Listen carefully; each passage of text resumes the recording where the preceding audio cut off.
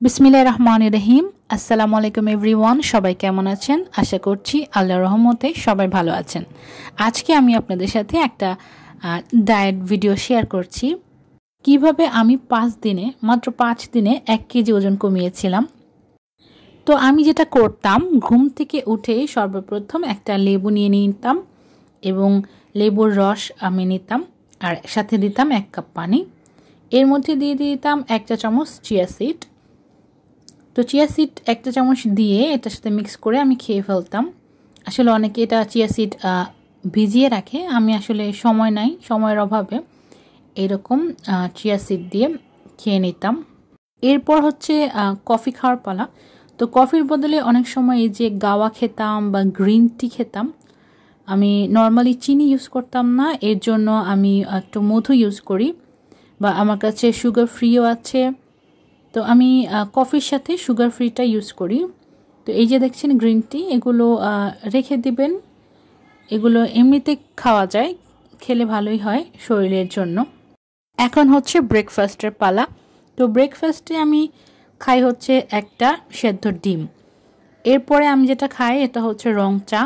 এখানে কোনো পাত্তি দেওয়া হবে না, আদা আর হলুদ ছেঁচে আমি দিয়ে দিই, সেই সাথে লবঙ্গ, এলাচি, দারচিনি, তেজপাতা পরিমাণ মতো দিয়ে ফুটিয়ে রাখি আমি, তারপরে খেয়ে ফেলি। এই হচ্ছে আমার সকালে নাস্তা। তো দেখা গিয়েছে আগে কফি খাই বা এরপরে কফি খাই। কফিটা আসলে খাওয়া উচিত না, যেহেতু এটা তেমন একটা হেলদি অপশন না।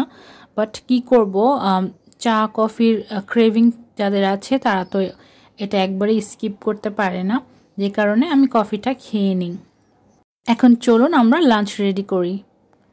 তো আমি এখন এখানে কুমড়া নিয়ে নিয়েছি অনেকগুলো, প্রায় অর্ধেক হবে, একটা মিডিয়াম সাইজের। তো এটাকে সেদ্ধ করতে দিব।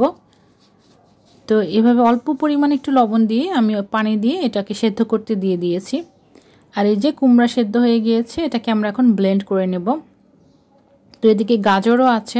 আমি আসলে আলু বাদে যে কোনো সবজি নিয়ে নিই বেশি করে, প্রায় 1 কাপের মতন সবজি আর 1 কাপের মতন আমি এখানে আটা দিব। তার আগে এই যে আমি একটু কুমড়ার বিচিগুলো শুকিয়ে নিচ্ছি। এই যে বীজ আছে এটার ভিতরে, সেটা খাওয়ার জন্য। আমি আজকে যে ডায়েটটা ফলো করছি এটা হচ্ছে একটা ক্র্যাশ ডায়েট। এটা কোনো রেগুলার ডায়েট না, এটা 15 দিনের বেশি করা উচিত না। তো যাই হোক, লাঞ্চের আগে আমি একটু সালাদ খেয়ে নেব। সেই সাথে আমি সালাদ বানানোর জন্য আমি একটা সুন্দর সস রেডি করি ধনেপাতা দিয়ে আর রসুন, পেঁয়াজ এগুলো দিয়ে একটা সস রেডি করি। তার সাথে আমি মিক্স করে নিই এই যে তেঁতুলের মার, এটা দিয়ে মিক্স করে একটু জিরা বাটাও দিয়ে দিই, জিরা গুঁড়া দিয়ে দিই। সুন্দর একটা দেখা গিয়েছে সস তৈরি করে, বা এটাকে চাটনি বলে, গ্রিন চাটনি। এই গ্রিন চাটনি দিয়ে যে কোনো বোরিং খাবার আপনি খেতে পারবেন অনায়াসে, সেটা সালাদ হোক, রুটি হোক, যাই হোক। তো এইটা হচ্ছে নর্মালি আমি ডাল রান্না করছি, ডালও খাবো আমি, সেই সাথে এই যে সবজি রান্না করে নিচ্ছি, সেই সাথে চিংড়ি মাছ আছে বা যে কোনো তরকারিও থাকতে পারে। বাট আজকে আমি এই যে চিংড়ি মাছ দিয়ে, ঝিঙ্গা দিয়ে তৈরি করে নিচ্ছি তরকারিটা। অবশ্যই অল্প তেল দিয়ে রান্না করেছি আমি। তো এই যে মেন পার্ট হচ্ছে আমার লাঞ্চ বা ডিনারের জন্য যে রুটিটা তৈরি করব, এটাই হচ্ছে এই ডায়েটের মেন পার্ট। তো এই যে আমি এই কুমড়োগুলো সুন্দর করে ম্যাশ করে নিচ্ছি। এই ম্যাশ করা কুমড়োর সাথে আমি এখন এই যে হোল গ্রেইন আটা, এটাকে আমি মিক্স করে নেব। মাত্র 1 কাপ আটা দিব আমি। তো এটা হচ্ছে আমি নিজে গম কিনে পরিষ্কার করে তারপরে ভাঙিয়ে নিয়েছি, যেটা হচ্ছে একদম মাল্টিগ্রেন না, হোল গ্রেইন, খুবই আস্তে আস্তে একদম দানা দানা বালুর মতন, আটা বা ময়দার মতন এতটা মসৃণ না। এটা খুবই হেলদি, আমি সবসময় আমরা এটা খাই বাসায়। তো 1 কাপের মধ্যে 1 কাপ সবজির মধ্যে আমি 1 কাপ আটাটা দিয়ে দিচ্ছি। তো এটার মধ্যে আমি 2টা আটা মানে রুটি তৈরি করতে পারবো। তো আমি এই রুটিটা খুবই নরম হবে, সফট হবে, ওরকম নর্মাল রুটির মতো বেলার কোনো প্রয়োজনই নেই। তো এই জন্য দেখা গিয়েছে ঝামেলাটা অনেক বেশি কম। তো এইভাবে রাখার পরে আমি এখন আমার জন্য রুটি তৈরি করে নিচ্ছি। তো 2টা পোর্শন আমি রেখেছি, একটা ডিনারের জন্য, একটা লাঞ্চের জন্য। তো আপনাদের দেখে অনেকটা বোরিং মনে হতে পারে, বাট খাবারটা ওই সসটা দিয়ে খেলে বা চাটনি দিয়ে খেলে খুবই সুস্বাদু। এবং যেহেতু সবজি আছে খুবই নরম, ভিতরে নরম বাট উপরে একটু শক্ত শক্ত হবে। যেহেতু আমি তেল ছাড়া এই যে ফ্রাই প্যানে রুটিটা বানিয়ে নিয়েছি, আর বাকি রুটিটা আমি রেখে দিচ্ছি। আমি যখন রাত্রেবেলা ডিনার করব তখন আমি এই রুটিটা আবার তৈরি করে খাবো। আগের থেকে তৈরি করে রাখলে দেখা গিয়েছে রুটিটা নরম হয়ে যাবে। তো অনেকটা আছে গোলা রুটি যে বানায় না ওই রকম। এইটাই হচ্ছে মেন ডায়েট। তো আমাদের ডায়েটের মেন জিনিস হচ্ছে কার্বস, মানে কার্বোহাইড্রেট। তো এদিকে আমি বিটরুটের জুসও তৈরি করে নেব, আর সেই সাথে আমার স্যালাডটা তৈরি করব। তো স্যালাড এটা আমার মেয়ে কেটেছি, এই জন্য এরকম লাগছে। তো আমি আসলে আমার বাসায় প্রচুর পরিমাণে সবজি খাই এবং ফ্রুটস থাকে। এটা খুব এসেনশিয়াল ডায়েটের, সবজি আর ফ্রুটসটা। কারণ আমাদের মেইন যে সমস্যা ওটা হচ্ছে কার্বোহাইড্রেটে। তো কার্বসটা আমাদের কম রাখতে হবে, যতটা সম্ভব কম রাখতে হবে। এই যে সস আমি 1 মাসের জন্য বানিয়ে রাখছি, এটা দিয়ে আমি রুটিগুলো খাবো এবং সেই সাথে সালাদ দিব।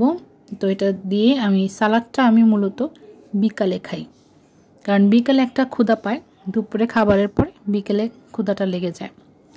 তো এই ক্ষেত্রে আপনি কোনো মিষ্টি জাতীয় খাবার খেতে পারবেন না, অবশ্যই কোনো ভাজাপুরি, জাঙ্ক ফুড বা তেল জাতীয় খাবার আমি খাই না। তো নর্মালি খাই না, দেখা গিয়েছে 15 দিনে একবার খাই।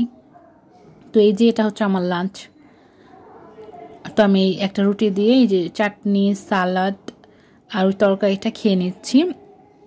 তো ওখানে যে ভাতও আছে, ডাল আছে, সবই আছে। তো ডাল আমি অল্প পরিমাণে নিয়ে নিয়েছি লেবু দিয়ে। এরপর হচ্ছে বিকালের টাইমে আমি আমার একটু ফল খেতে হবে, তাই ফল খেয়ে নিচ্ছি। এখন তরমুজ ছিল সিজন, তাই তরমুজ খেলাম। এরপরে কফি এসেনশিয়াল আমার খেতেই হবে, অবশ্যই চিনি ছাড়া। একটু মধু দিয়ে দিতে পারেন আপনারা, যদিও মধুতে ক্যালোরি আছে, মানে আমি মধু দিয়ে খাই।